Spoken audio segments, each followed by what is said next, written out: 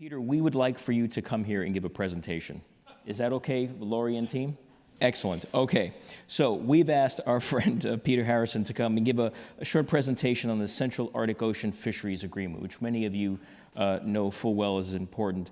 Many of you know Peter, noted geographer, worked for 30 years in service to Canada, Natural Resources Canada, the Department of Fisheries and Oceans, National Research Council of Canada, on and on and on. Simply, Peter is an expert on many things Arctic and Northern. Peter, thank you so much for the presentation and for your patience. Peter. Do you need the Well, thank you. I really didn't expect to be here today because the general couldn't make it, I gather. His plane was cancelled. But anyway, I'm pleased to have been asked to speak to something that came up yesterday in a number of places. The ambassadors meeting, the panel, Dr. Werner from NOAA mentioned the agreement. And so I've been asked to give you a very brief overview. And I do have a presentation that was planned for the original amount of time, so I apologize if I click through it pretty quickly. Climate change in the high seas of the Central Arctic Ocean. We've heard the messages yesterday, and I would like to make a direct link with what we heard yesterday. Diminishing sea ice, particularly in the summer, extent, volume, thickness. We know that this is happening on a continuous basis. And I don't want to repeat what we heard yesterday, but the context is important. We know that in 2012, the extent of summer sea ice in September was the lowest ever, and this, of course, has an impact. And has raised, as we've heard, a potential about shipping routes. We hear a lot about shipping routes, but I was intrigued to hear from Dr. Zagorski yesterday and from Dr. Brigham that it's likely cabotage and import-export, the Yamal Peninsula, rather than transit per se. And we heard about this in the Arctic Climate Impact Assessment, which through the Arctic Council raised, I think, a lot of interest in the potential for shipping. We know that the routes are significantly less than around through the Suez and so on. I won't take you through the details of this, but the message is that shipping is important. A more pressing issue is potentially unregulated high seas fishing. I spent time as Deputy Minister of the Department of Fisheries and Oceans in Canada. I can guarantee that if fishers and fishing fleets smell a fish, they will want to go and catch it. And the Arctic is no different. There is no fishing in the Central Arctic Ocean at the moment for obvious reasons. The question is, should there be? Put it in context. There are a number of enclaves around the world, including in the northern seas and the Arctic. These are areas where the exclusive economic zone, the EEZs, of countries actually surround an area that is high seas. And there are a number of these. I won't go through them in detail, but the donut hole off Alaska in the Bering Sea is one that we've watched because it's critically important in terms of the Central Arctic Ocean. You see here the way in which the EEZ of Russia and the United States, it leaves an area of the high seas which is critically important. The international fishing of the stocks, the pollock stocks, it went from 1987, 1.7 million tons. 1992, 10,000 tons. The decline was worse than the North Atlantic cod off Canada and the United States. And an agreement was reached between the Soviets and the United States and others, but it was too late. The stocks are still terribly diminished. And the concern's been, should that happen in the Central Arctic Ocean? And can we avoid it? So to put it in context, you've seen some of these maps before, but the high seas, this is an anomaly because the five Arctic coastal states on the Arctic Ocean, their exclusive economic zones are shown in red, and the high seas in the middle, where it is in fact possible for anybody to go there legally. But as you can see, traditionally, historically, the white bit the ice has meant that this is not accessible. In 2012, the situation looked like this. And the recession of the sea ice is not geographically consistent. And it is particularly important in the Pacific sector of the Arctic, which happens to be close to Asia. If I put on top of that potential fishing depths, which essentially the Chukchi Plateau and the ridges, and put it all together, an area of the Central Arctic Ocean, the high seas outside the jurisdiction, was actually potentially fishable in 2012. Why is this an issue? Well, we know very little about the ecosystem of the Central Arctic Ocean, but we do know that the Boreogardus saida, the Arctic cod, plays a central role in the ecosystem, including the human ecosystem of the Arctic Ocean. You have a super trawler go in for a day or two and pull a lot of that out, you will have a collapse of the entire ecosystem. People say, well, it's too far away. Well, the fleets from Asian fleets go to the Southern Ocean to catch krill. And in fact, the Pacific sector of the Arctic Ocean is closer to Asia. The species in question are very small, and people say, well, why do you want to catch small fish? Of course, we do eat sardines. The point is fish meal, particularly for aquaculture in Asia. A number of actions in North America. The US Senate approved Public Law 243, which said, this is an issue, please, administration, get to grips with it. And this is still in place. In 2010, the US put a hold on fishing in the Arctic Management Area.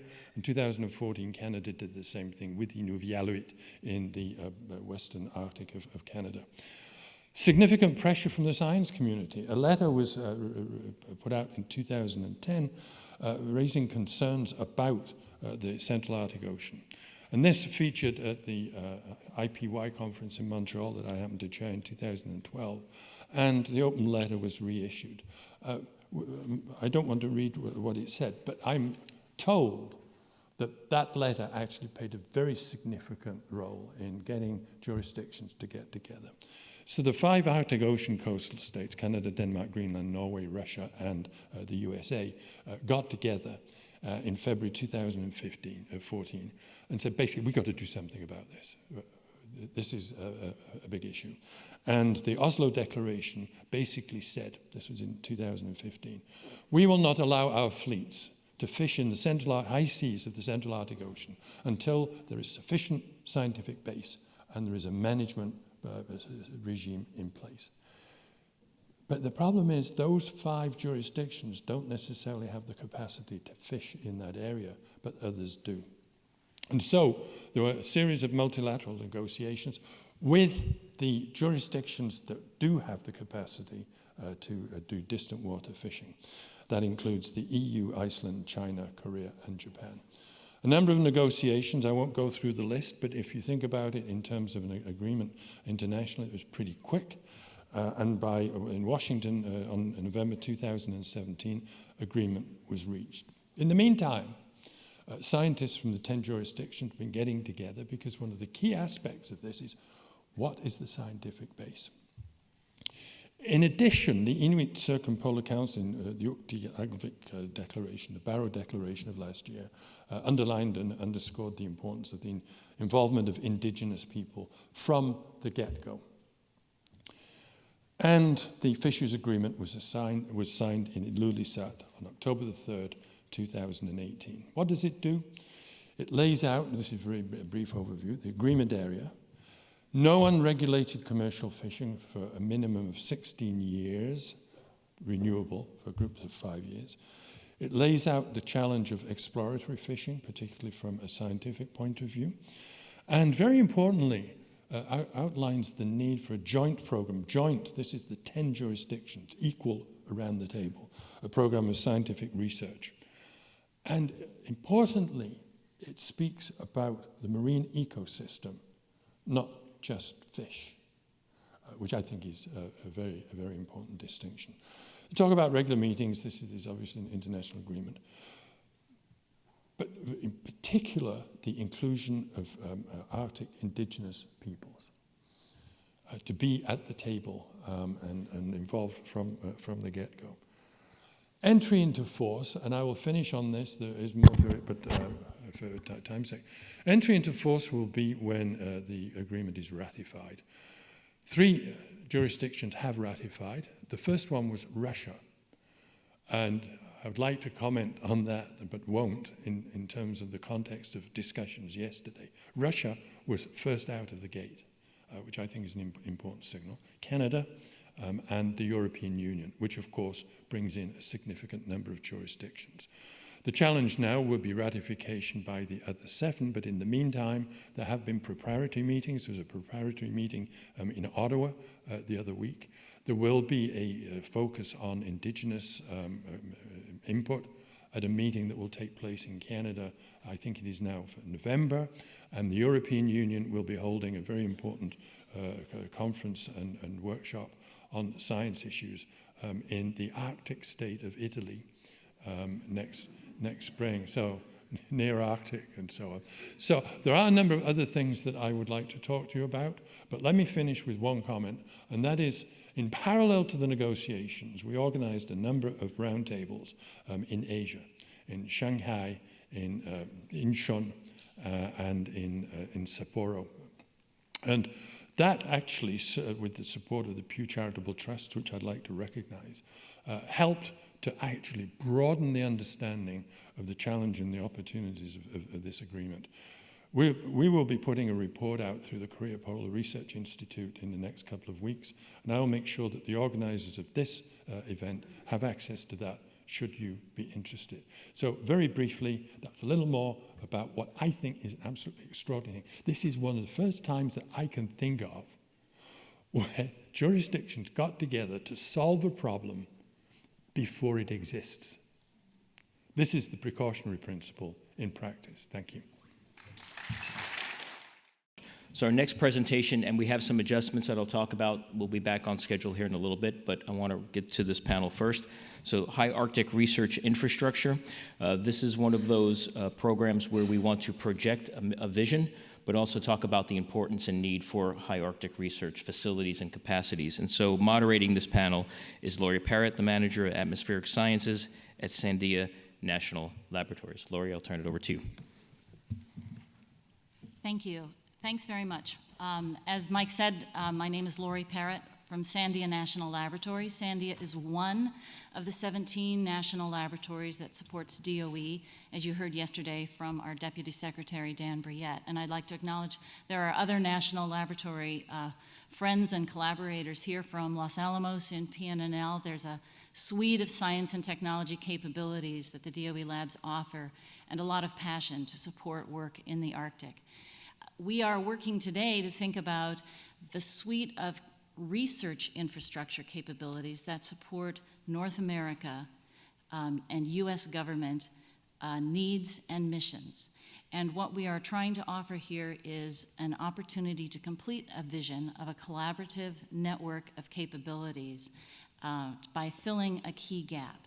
With me today are Nettie La Belle-Hamer, our colleague at the University of Alaska Fairbanks, and Mark Ivey. Both of these scientists understand the vision and the need that this research infrastructure could offer. And so I'll turn it over to them, and then we can answer some questions from you. Okay. I can't tell if this is on. Is this on? Okay, great. Thanks. Well, first, I'd like to thank Mike Sprague and the whole group here at Wilson Center for hosting this and for inviting us to come speak. I'd also like to do a little shout out for Jack, Marisol, Isabella, and Mariah for the help. Those are the few of the people who have been helping with this entire symposium, and it's been fantastic. We really appreciate your help. We have been talking and hearing a lot about infrastructure and national security and what that looks like in the Arctic. And I, as a lifelong Alaskan, am focused on the U.S. Arctic, which is what you see here. There was a discussion yesterday about how apparently it was difficult to get Alaskans to the table. And I just want to point out that we've been at the table, and what we like to see is our federal representatives coming to the table with us. So I appreciate the senators coming and helping us, as well as the House of Representatives. But we've been at the table for a while, and the concern that we are addressing here with this project is how to create an infrastructure that allows us to do the research that we need to do. If you go to the next slide, this shows the existing road system, and it also has the pipeline on it for the U.S. Arctic. And I always have to say, when I show this slide, I'm not showing you only a few of the roads. I'm showing you the road system. This is the road system in the U.S. Arctic. So as a scientist, when I'm trying to access the U.S. Arctic to do the research that needs to be done, it's a little challenging for us to access. We often have to use C-130s to take our equipment in, and for those of you who've tried to rent a C-130, it's a lot of logistics to go through. Yeah. My colleagues here from Sandia National Labs have been very instrumental in getting researchers to the Arctic, and I appreciate the work that they've been doing over the years, and I look forward to working with them going forward. What we're looking at is a place, I'm going to ask you to go back a slide. Oh, I can do it myself. Is that true? I think so. I can. If you look on the north slope here, I have a place called Iqaluit Point called out. I had to actually create this map because there's not a lot of maps that have Iqaluit Point pointed out. But it is east of Utqiagvik, which you are more familiar with, and what's not showing on there is it's a road access from Prudhoe Bay. So you can drive to Iqaluit Point, and there's very few places in the U.S. Arctic that's true of. And we've been working up there for years, but we don't have a permanent location. We don't have a place that we can stay where we can leave our equipment. But we've been operating out of there, and we'd like to build that. We'd like to build that infrastructure, and it's something I've been working with my colleagues here. And actually, Mark, I'm going to hand it over to you, okay. And he's going to talk about a lot of the details that have been going on. And I have to say, for Mark, he lives in New Mexico, but he's spent more time in the Arctic than a lot of the people in this room. So I really appreciate what he brings to the table. Mark? Okay, and which one advances here? Yeah, we're doctors. We don't know how to do this. Okay. Oh, there we go. Look at that. Okay, good morning. I am going to talk to you about infrastructure that we think is important, and I want to thank Senator Sullivan for teeing up some of these important topics. When I talk to people, particularly groups outside of New Mexico has about 1.5 million residents, so that's relatively not a lot of people, especially people from other countries. I think it's good to take a step back and tell you who Sandia Labs is, or what we are, where we come from, and why two people from New Mexico are on a podium in D.C. talking to you about the Arctic.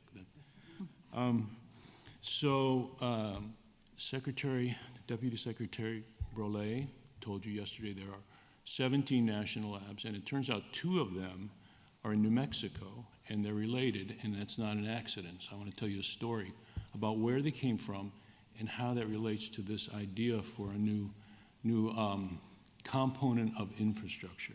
So in the 1930s, there was a young physicist who would become a renowned physicist.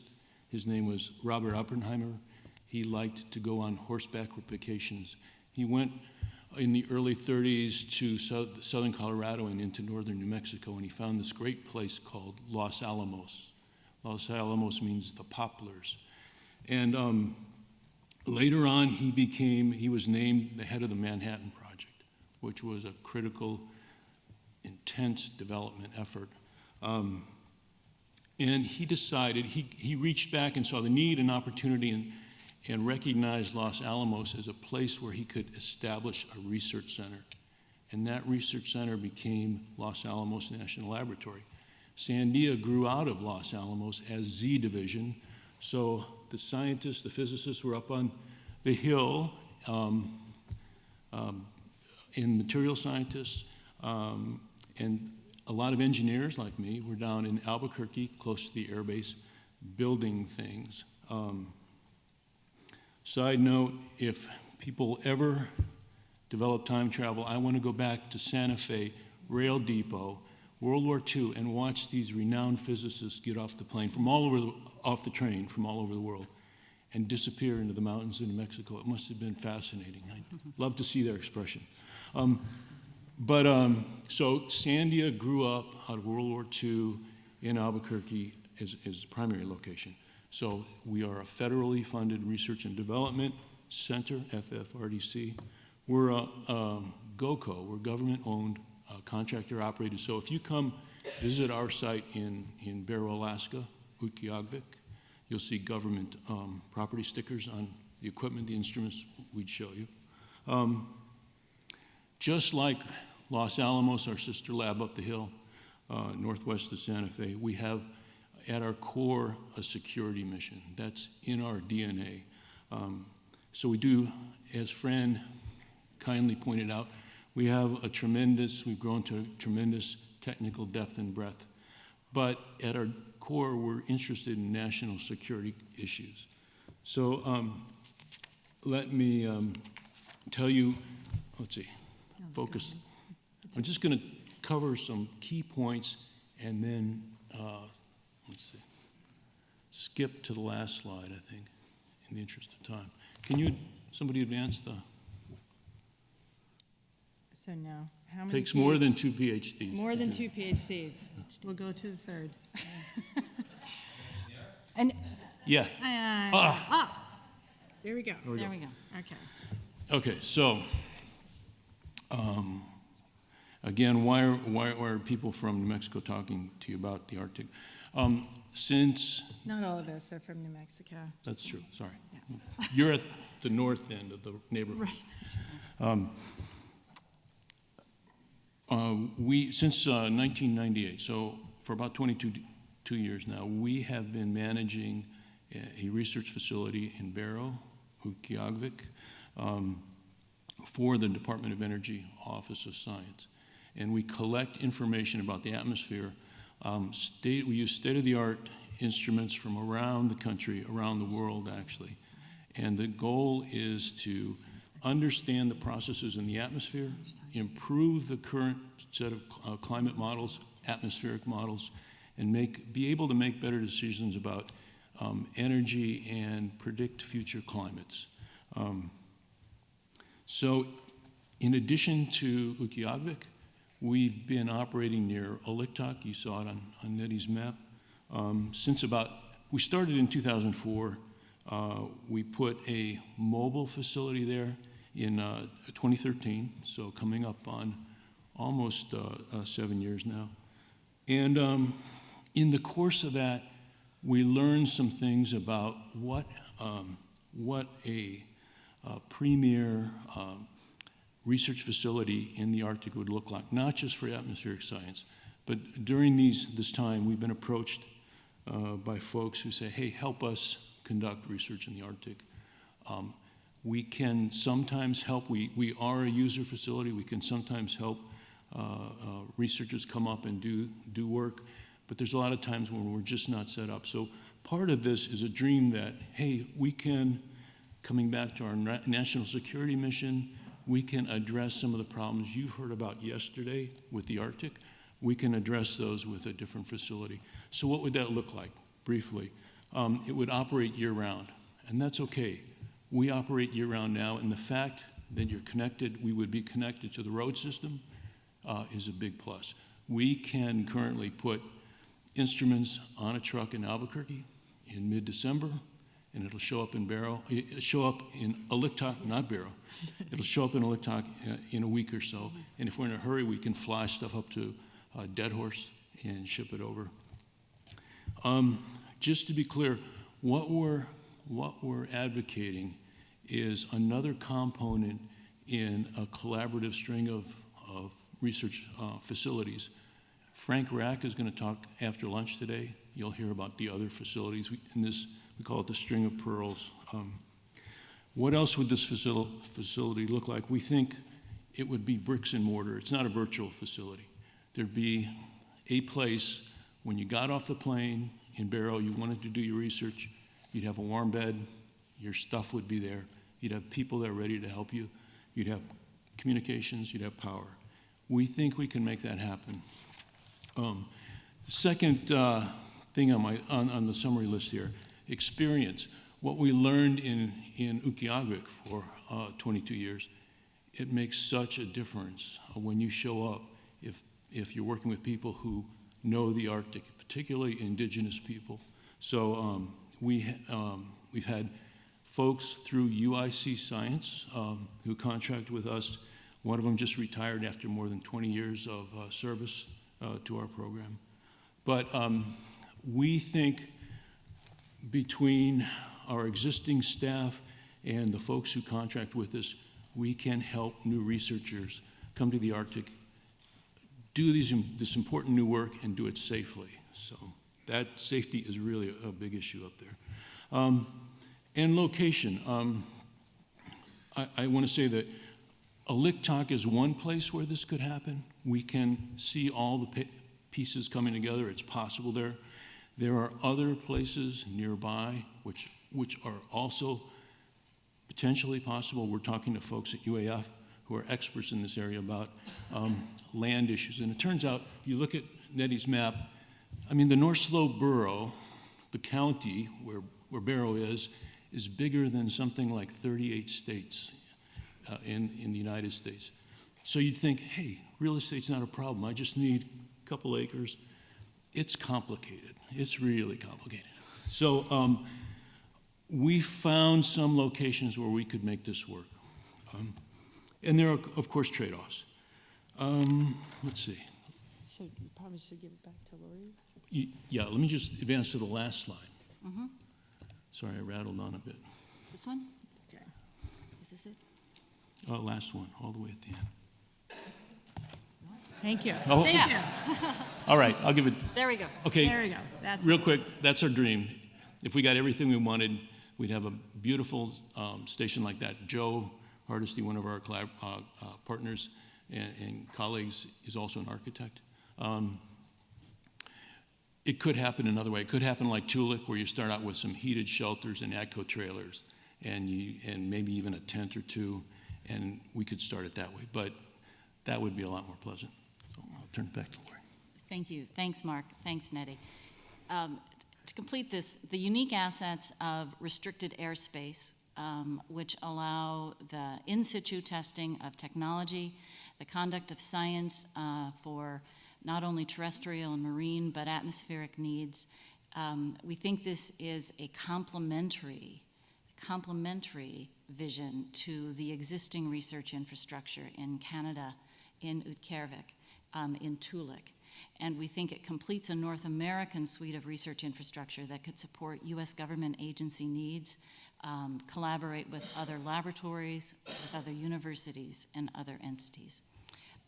Anything else? I just had one more thing that I wanted to add. I don't know if you wanted to do questions or how you wanted to do it. I don't know what our time is anymore. I don't either. All right. Well, until they hook us hook off the us stage. So from my perspective at the University of Alaska Fairbanks, one of the most important thing is that this is interdisciplinary, and it allows for student access to the North as well. At this point right now, for us to get students up into the Arctic to learn about the operations of a scientific expedition in the Arctic, it's prohibitively expensive for us to bring large groups. This having an actual research center would allow us to bring groups of students for internships, for training, we actually do survival training in Fairbanks because we have to, and this would be another avenue for that. And while we're training people, why limit it to students? We've talked about military training, operational training, et cetera. And I have to say, when I was at NOAA, the idea of sending some SESs up to the Arctic was discussed.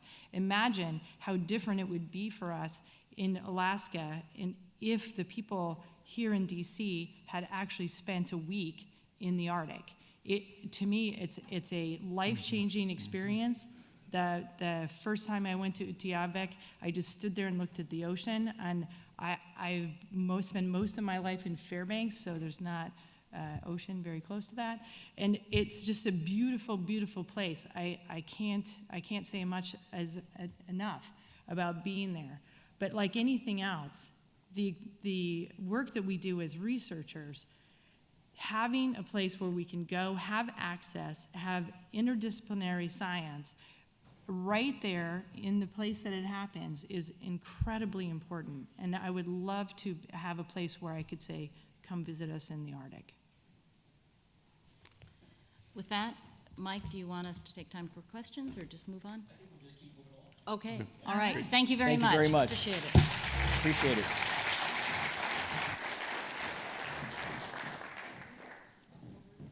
Thank you all very much. So the next presentation will be both a presentation and an interview. So the topic of this discussion will be the Arctic and the U.S. national identity. So let me introduce both Zach and Liz. If you just come up to the stage. So Zach Hamilla is the executive director of the Arctic Studio. And many of you know that Zach sort of takes the pulse of the U.S.'s perspective, please, on U.S. perceptions of the Arctic. I think it's incredibly important that this work is done. It helps us understand better how the U.S. thinks in terms of an Arctic nation or not, and how we sway these and how we influence and inform these perspectives on the North. So while Zach is to my left, let me just say that he's an adjunct instructor in political science at Portland State University, but former principal analyst for the Arctic at the Office of Naval Intelligence, where he also served as political military analyst for Russia and Northern Europe. And to his left, my left, is our friend Liz Ruskin, a Washington correspondent of Alaska Public Media. Now, many of us in Alaska rely on Liz to tell us what is going on in the nation's capital, so we wake up to her, we're informed by her, and we're better for having her here in Washington, D.C. So thank you for joining us as well. Zach, the podium is yours.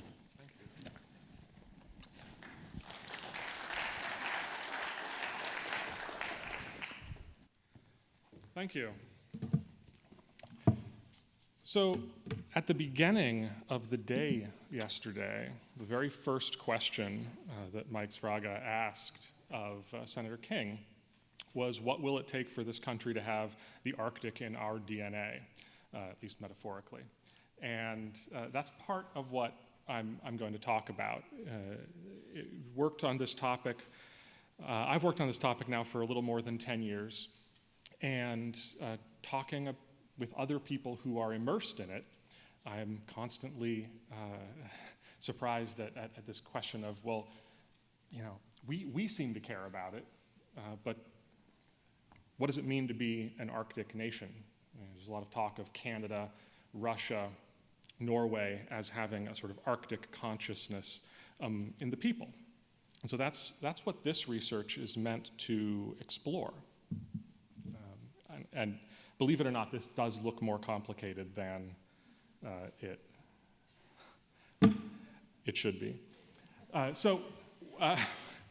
This research has started out, the first aspect of this at least is biennial online public opinion surveys, just to explore Arctic sentiment.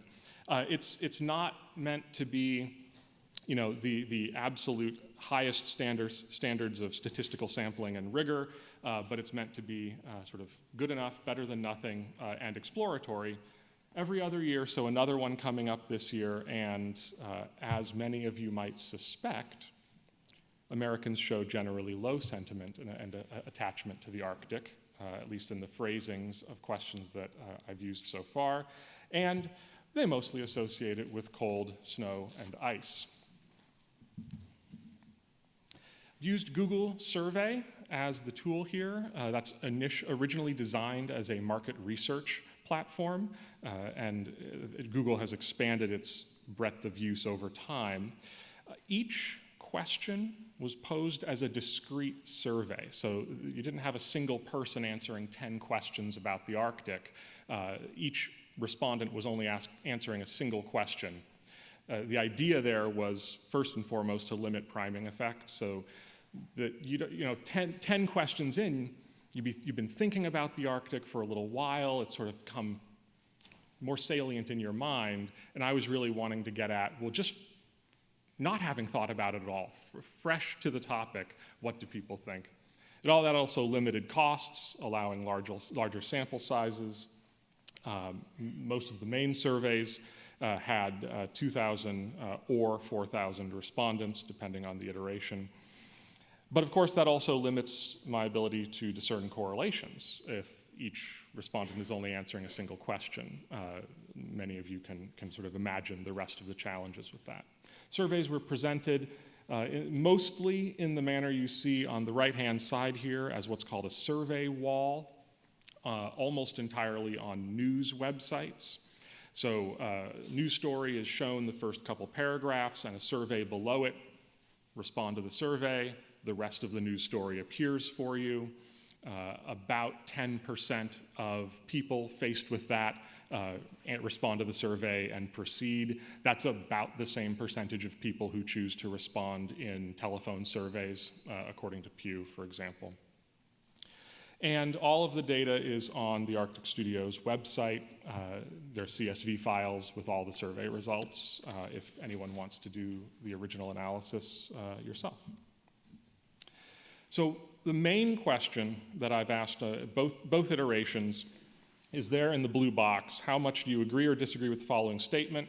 And that statement is taken verbatim from the 2010 National Security Strategy of the United States, and it was repeated verbatim in the 2013 National Strategy for the Arctic Region. Compare that, it's very similar to the phrasing used in 2009 by the George W. Bush administration in the Arctic Region Policy, NSPD 66. The United States is an Arctic nation with varied and compelling interests in that region. So this statement or something similar to it has been around for quite some time. Responses on a scale from 1 to 7, and the average, 3.51. So overall, slightly disagreeing. A plurality of respondents selected 1 out of 7 to fully disagree with that statement. Men tend to disagree less than women. That was true in 2015. That was also true in 2017. No particular geographic pattern other than, of course, hopefully not surprisingly, that Alaskans tended to more strongly agree than anywhere else in the country. The pattern in the top right is responses by age. The older respondents tended to disagree less or agree more. And the increase overall between 2015 and 2017 shows up in every age demographic. It also showed up about the same magnitude between the gendered responses. I suspect, among other reasons, that one of the reasons why the older demographic tends to respond more positively is that separate research has shown that they're much more likely to have actually been to Alaska. And so you think of that highest category there, ages 65 and above, when people retire, perhaps they go on a cruise to Alaska, they come back thinking about it more than they otherwise would. But it also occurred to me, looking through this, that perhaps Americans just don't associate their nation, as it were, with geographic features. Maybe it's not the Arctic in particular, but rather that it's something about places. And so a series of comparative surveys, each of these was about 500 respondents. On the right hand of the chart over there, taking the very same statement and replacing Arctic with either African, because we are relatively clearly not an African nation, despite probably having broad and maybe fundamental interests in the region. But I think a lot of people would say we are a Pacific nation, and yet the responses to that were also barely over the midpoint on the scale. Now, Americans are sort of famous for, when you survey Americans about, well, even our own government, but certainly the world, not knowing a whole lot about it. Perhaps that's being reflected here. Perhaps it's just that we don't associate our country in that way with geographic features or regions. Also, a series of comparatives with foreign countries. As I said earlier, Canada is famous for having a stronger national consciousness with respect to the Arctic. Certainly, the years under Prime Minister Harper, there was a lot of, it was very strong in national political discourse in addition to the culture more broadly. And Canadian respondents did have a distinctly stronger response to just Canada is an Arctic nation with broad and fundamental interests in the Arctic region. So taking the American policy statement and applying it elsewhere. And then to compare United Kingdom and Australia, because they are not in the Arctic, and that gives a little bit of a sense of well, how close is the United States response to countries that are just aren't in the Arctic, right? Now, one of the questions that can also arise here is, well, what percentage of these responses are just bogus, right? You're facing a survey wall, you want to get to your news story, you just click something, it doesn't matter what you've clicked, and maybe that's why we get a little bit above the baseline for the British and Australians. We've also, and I'll show you these in a moment, I've also asked a series of questions, well, when you think about the Arctic, what's the first thing that comes to your mind? And people type in free response in an open field on the website. And about 95% of people that respond to that give a coherent answer. So I suspect that in these cases, it's probably not more than about 5%, and maybe a bit closer to 3% that are giving bogus responses, if people are generally willing to take the time to type in a coherent response on a different survey. In 2015, I also asked simply more directly, how important is the Arctic to your identity as an American? That got a lower response, perhaps not surprisingly. More than a third of respondents selected 1 out of 7, fully disagreed. Again, men slightly stronger than women, youngest and oldest, highest sense of agreement. And then a comparative, again, about 500 respondents for each of the comparatives. For other sort of, again, geographic features. How important are the Rocky Mountains to your identity as an American? And in all of these comparative cases, perhaps because they're regional, we were below the scale midpoint. So perhaps Americans just don't have that much affinity for it. Finally, I also asked, as I said a moment ago, when you think about the Arctic, what's the first thing that comes to mind? What you're seeing here on the left-hand side is when you think about the Arctic for 2017, and on the right-hand side, when you think about Alaska, what's the first thing that comes to mind for 2015? I didn't repeat Alaska in 2017, although I will in the future. Cold. This is not just singly cold, but that's aggregating if somebody wrote freezing cold or something like that. That all shows up as cold. So almost half is just cold. And then additionally and separate from that, some mention of ice, snow, right, bears, climate change. A number of people simply wrote nothing. Penguins, of course. And then quite a wide variety of other things. On the Alaska side, you can see at least a little bit that might be an echo of the time when this was taken, but the Alaska responses tend to be a bit more diverse.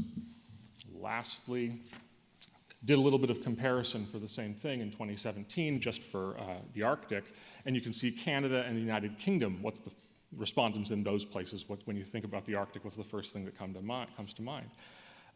Just over 1% of Canadian respondents named Canada as the first thing that came to mind when they thought about the Arctic. No American respondent named the United States when it was the first thing that came to mind when they thought about the Arctic. So the intent is to continue to do surveys every other year and to continue asking the policy statement and the concept associations every iteration, and then also to explore other aspects of this. At least 2 avenues for future sentiment research are the extent to which when people think about this or are asked to think about this, do they think about this within the framework of domestic issues or international relations and international affairs. That I think is a duality or tension or theme that comes up in the discussions we've had here over the last day and a quarter.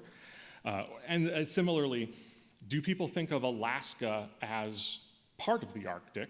Is that part of a broader region, or is it a separate thing? People think of Alaska and they think of the Arctic, and those are two different aspects of what America's interests and involvement might be. And then secondly, to continue on this question of geography and geologic features in place. So hopefully we'll have at least a minute or two for Liz for your questions. I saw Mike come up, so I was frightened. And I know I went longer than intended. So let's go straight to that. How much time do we have? About 5 minutes. Okay, great. Hi. Can you tell us a little bit more about why you decided to explore this question? Was there something in your professional life that led you here? Yeah, working as a full-time analyst on Arctic political economic issues, supporting federal policy development for 5 or 6 years in the late 2000s, early 2010s. The issue arose repeatedly in policy meetings of, how much do people really care about?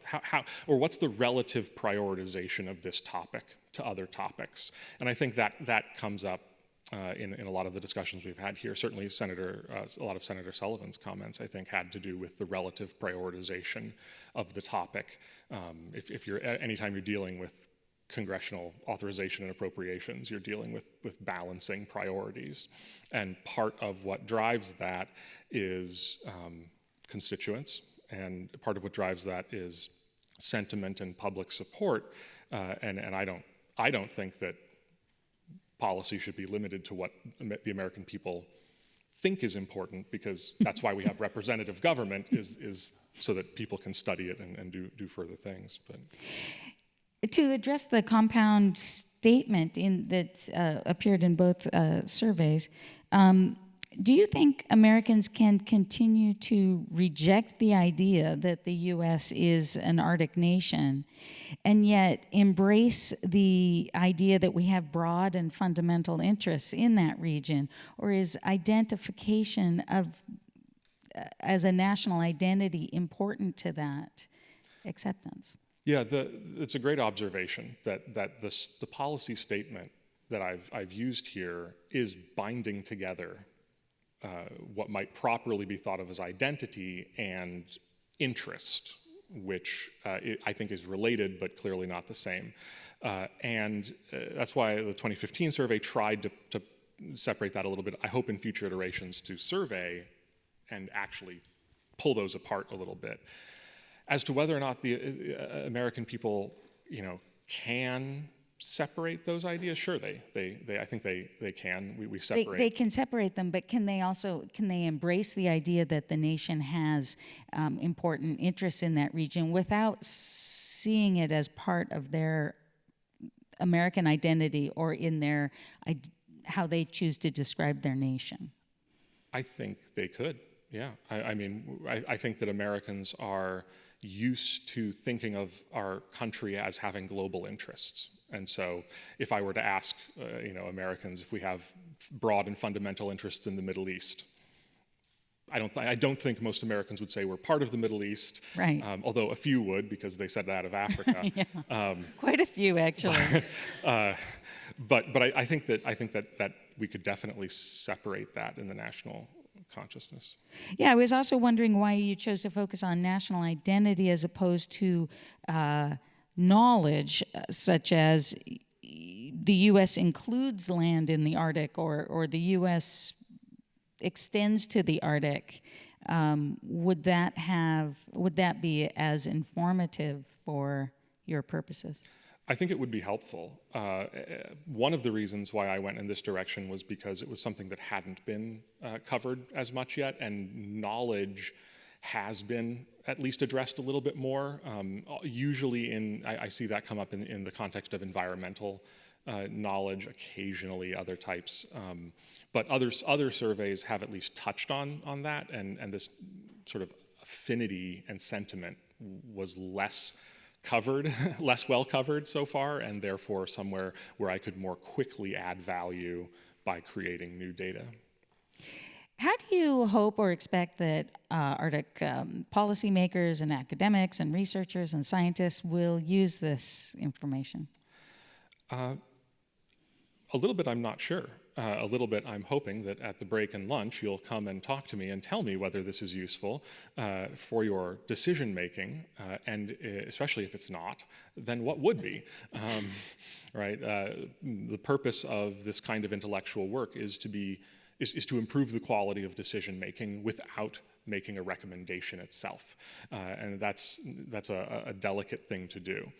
So catch me at the break and tell me how it could be better or what might be useful to you. But it was always a place in policy discussions that I sat in on in government where there was an unknown, and so as people in the Pentagon would talk about things, at State Department, Interior would talk about things, it would always come over to, well, how, do people care about this? Do people think about this? And it was often that the people in that room didn't know. It was a blank spot. Yeah, it was a blank spot, and so it was a small blank spot. It's not China, whatever, Yeah. but a little blank spot is still a blank spot, and therefore something that might usefully be written in. Lastly, I just thank you for letting me interview you, but also I wanted to ask you about this association that British people had with the Arctic. When you asked them about the Arctic, they had an unusual response, some small number of them. Oh, you mean the Arctic roll? Yes. Yeah, so in Britain there's an ice cream dessert called an Arctic roll. And I can't remember now, it was about 2 point some percent, an appreciable amount. About the same number of people who said penguins. Also, and that's corporate branding. That's successful. That's part of British culture, and I'm sure we could ask something similar in America and get a branded response. But what's the first thing you think about when you think about the Arctic? Well, it's an ice cream dessert that I've enjoyed since I was a child in Britain. So just think of that as you're presenting in the UK, that as you're talking about the Arctic, some number of the people in the audience will be thinking about ice cream. It will probably at least occur to them. Thank you. Thank you.